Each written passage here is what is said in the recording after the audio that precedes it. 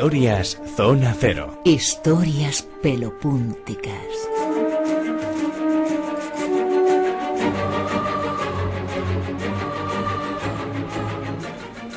Con Jesús Callejo, muy buenas, Jesús. ¿Qué tal, Bruno? ¿Qué tal, Silvia? Muy buenas noches. Buenas noches. Vamos a hablar, para algunos es un enigma, un misterio, pero no lo es en absoluto porque están ahí. Dicen que son 200.000, aunque están muy escondidos, y posiblemente determinados conflictos bélicos en los últimos tiempos los han reducido a algo mucho más aislado todavía. Pero hay y quedan todavía, ahora vamos a matizar, adoradores de Satán, que son de los que hablamos esta madrugada, son los yezidis, una curiosísima secta, ¿no? Desde luego, estamos hablando de esas sectas que parece que está sacada de alguna novela de ciencia ficción o de Tolkien o de alguna de esas mentes maquiavélicas del pasado, pero, y aquí viene lo extraño, aquí está lo pelopúntico y lo misterioso, es decir, existen.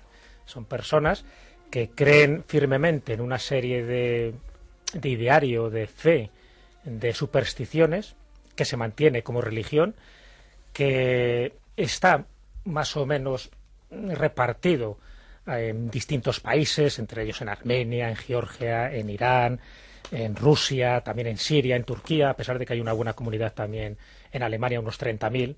Casi todos son kurdos, y ya sabéis pues que los kurdos es como una especie de pueblo maldito donde siempre se les ha perseguido primero por razones estratégicas, geopolíticas y en este caso también religiosas, porque muchos de estos adoradores del diablo, y ahora especificaremos por qué se les llama así, a pesar de que ellos no se identifican como tal, son kurdos. Así que, como os podéis imaginar, les dan palos por la derecha, por la izquierda, en este caso puedo decir por la siniestra también y por la diestra. Aunque digamos adoradores de Satán, por eso empezamos con unas matizaciones, porque Claro. son mucho anteriores a la aparición del cristianismo, muy anteriores a la aparición del concepto de Satán, o por lo menos con ese nombre, no el del mal, porque nos situamos en una época anterior, preislámica, ¿no?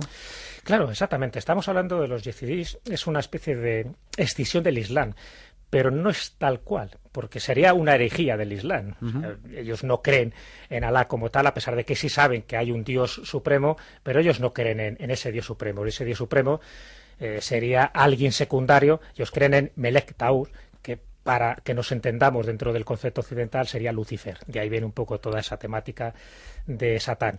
¿Qué antigüedad tiene? Fíjate, habría que hablar de tres periodos muy distintos. Por una parte, no se sabe dónde procede, es decir, se hunde en la noche de los tiempos, habla de unos 2.000 años de antigüedad, más de 2.000 años de antigüedad, por lo tanto sería anterior al cristianismo y por supuesto anterior al Islam. Pero claro, tiene raíces un poco de todo, es decir, tiene raíces islámicas, porque al final a muchos se les obliga a convertirse al Islam, tiene raíces del mitraísmo, es decir, no olvidemos que fue uno de los grupos religiosos más potentes en el momento que nace el cristianismo. No somos mitraicos casi de milagro, es decir, porque hubo bastantes posibilidades de que al final adoráramos a Mitra más que a Cristo, pero bueno, eso es otra historia. Y también tiene muchos referentes al gnosticismo, es decir, a esa dualidad entre el bien y el mal. Entonces, por una parte, unos orígenes legendarios que no se llamaría yezidís, para nada, se empiezan a llamar yezidís porque hay un califa, un personaje que de alguna forma reivindica un poco toda esa vieja tradición en el siglo VII que se llama Yadid, y de ahí viene un poco lo de los yezidís, y que empieza a ser como el profeta de ese gran ser que es Melek Taus. Melek Taus, no lo olvidemos, es un poco esas dos palabras claves para un yezidí, porque es su dios, pero no el Dios supremo, sino el rey de este mundo, incluso de este universo, que gobierna junto con 6 ángeles y 6 arcángeles. Entonces, alrededor del 7, es decir, son 7 divinidades las que están rigiendo los confines y los designios de este universo, pero también son 7, y aquí es una de las aplicaciones más tenebrosas que tienen estos yezidí, son 7 las torres que están dedicadas a Lucifer, las famosas 7 torres del diablo, que serían como puertas, como ventanas para acceder directamente a esos cielos. Y ellos, de alguna forma, fijaron esas torres en distintas partes del mundo. Ahora comentaré qué partes donde estarían repartidas estas torres cónicas, pero que piensan, por una parte, que sirve para sellar la maldad en el mundo, es decir, si esas torres no estuvieran ahí, el mal se apoderaría. De hecho, ellos tienen una serie de lemas, y el lema es que el mal está en este planeta precisamente para que brille el bien. O sea, es uno de los lemas de los yezidí, y esas torres para ellos son las que trasciendes, los que lleguen ahí, los iniciados que lleguen a esas 7 torres, que por cierto, dentro de una ubicación terrestre, ¿sabes a qué constelación se parecería? A la Osa Mayor. Con lo cual, fijaros en dónde nos entronca toda esta información. Es decir, en esos constructores de edificios, en este caso sagrados, un poco lo que pasaba con las abadías benedictinas de la Borgoña francesa, donde las 7 abadías principales del Cister también representan en la tierra lo que sería la Osa Mayor en el cielo. Bueno, pues los Yezidí hicieron esto. A partir de el siglo VII, por una parte, por Yazid, pero el que realmente se convierte en el gran profeta al que adoran, al que hay que ir a reverenciar a su tumba, es ni más ni menos que Sheikh Adik, un maestro sufí que en el siglo XII reclama un poco todo este tipo de doctrina y se puede hablar ya de forma definitiva de los Yezidí con un corpus doctrinal. Ojo, un corpus doctrinal muy raro, porque...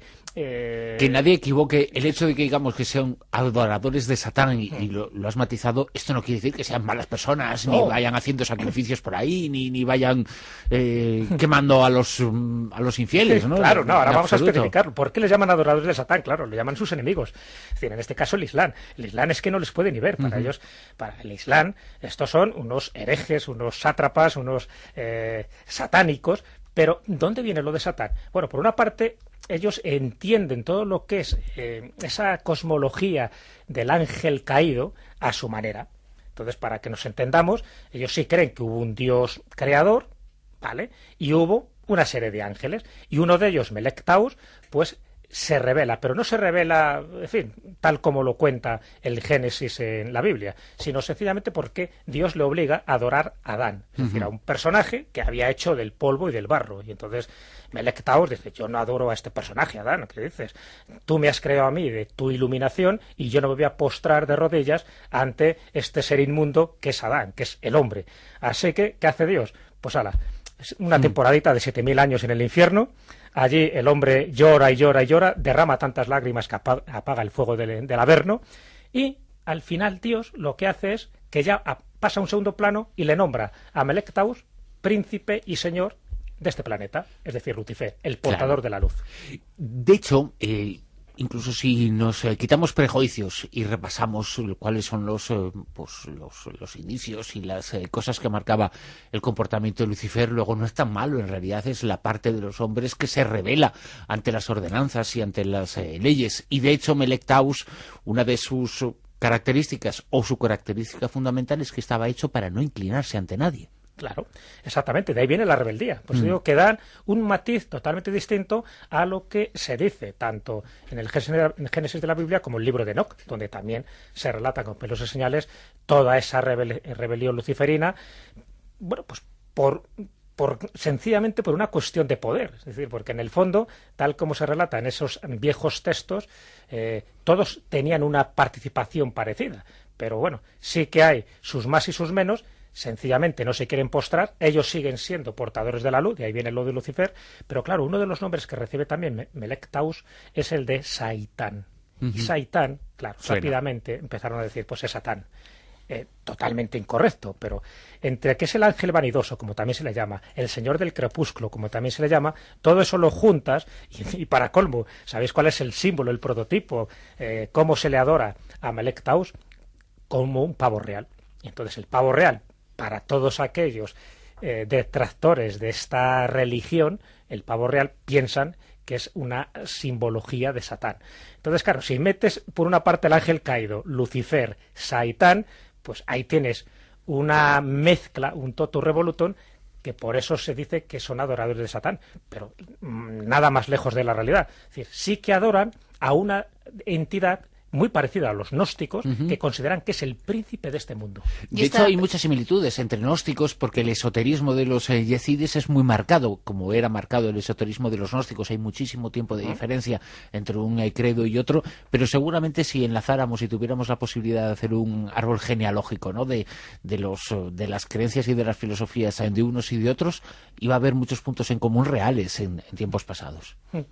Sí, desde luego, por eso es una especie de sincretismo lo que hay. Es decir, es una religión extraña, porque es una religión de religiones y, por otra parte, muy basada en ciertas supersticiones. Pero supersticiones que proceden un poco de lo más casi trascendental que tienen ese tipo de comunidades que tradicionalmente han vivido aisladas. De hecho, los kurdos son muy endogámicos, es decir, solo se cruzan entre ellos, no admiten la injerencia de extranjeros, y ese tipo de creencias van pasando un poco como pasa con las etnias gitanas, van pasando de padres a hijos.